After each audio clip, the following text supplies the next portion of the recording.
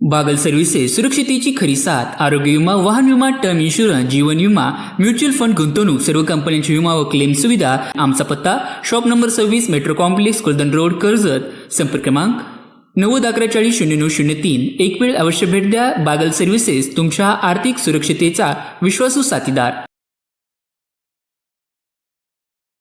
सदरचं काम थांबवत असताना सदरच्या ठेकेदारांना या ठिकाणी समाजकंटकांनी येऊन, मुस्लिम समाजातील काही समाजकंटकांनी येऊन सांगितलं की या जमिनीवरती स्टे ऑर्डर आहे। तर ती स्टे ऑर्डर आज या ठिकाणी पोलीस स्टेशनशी संपर्क झाला, उपविभागीय अधिकाऱ्यांशी संपर्क झाला।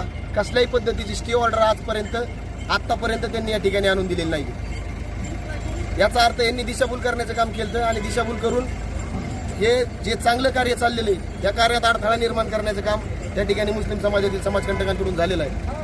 जर इथून पुढे जर अशा कामात जर अडथळा निर्माण करण्याचं काम त्यांनी जर केलं तर इथून पुढे त्यांना अखंड हिंदू समाज आणि शिवसेना त्यांच्या स्टाईलने उत्तर देण्याचं काम करेल। जय चालू आहे ते प्रवाशांच्या आणि एस टी महामंडळाच्या अतिशय सुरक्षित याच्यावरती चाललेलं आहे। कारण पावसामध्ये विद्यार्थ्यांना किंवा काय प्रवाशांना चिखलामुळे तकलीफ होती, ते डांबरीकरण होतं, हे अतिशय उत्कृष्ट दर्जाचं काम होतं। याच्यामध्ये कोणी जर अडथळा आणला तर प्रशासन त्यावरती योग्य ते कारवाई करण्यास सहमत आहे। शुक्रवारी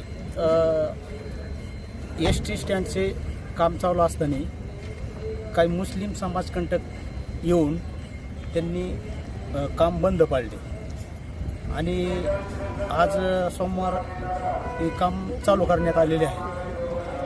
तरी मी सगळ्या नेते मंडळींना आवाहन केले होते किंवा तुम्ही बाकीचे राजकारणासाठी, तुम्ही मताच्या राजकारणासाठी तुम्ही त्या लोकांना पाठीशी घालून राजकारण करून मतासाठी पाठीशी घालतात, तीच चांगल्या कामासाठी एस टी स्टँडचं काम हे चांगले आहे। कारण पावसाळ्यामध्ये लहान मुलांचे, विद्यार्थ्यांचे, शाळेतल्या मुलींचे तसेच स्त्रियांचे किती हाल होतात हे सगळा तालुका पाहतो।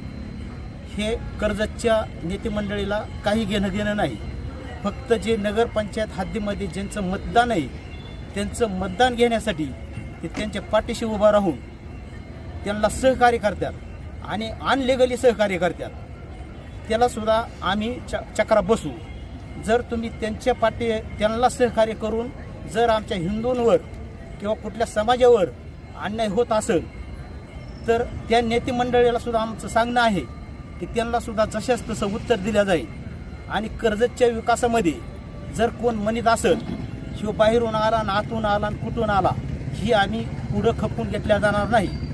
आम्ही काही इथं पाकिस्तानहून आलेलो नाही, बाहेरचे ना आतलेही म्हणण्याचा त्यांना अधिकार नाही। आजपर्यंत आम्ही संत गतीने काम चालू ठेवलेले आहे। तर इथून पुढच्या काळामध्ये हिंदू नेत्यांनी मुस्लिम समाजाच्या खांद्यावर बंदूक ठेवून जर हिंदूची हत्या करीत असेल तर त्या कार्यकर्त्याला, नेत्याला आम्ही कधीच सोडल्या जाणार नाही। ही सगळ्या नेत्यांनी कर्जतच्या दखल घ्यावी, एवढं बोलून माझे 2 शब्द संपवतो।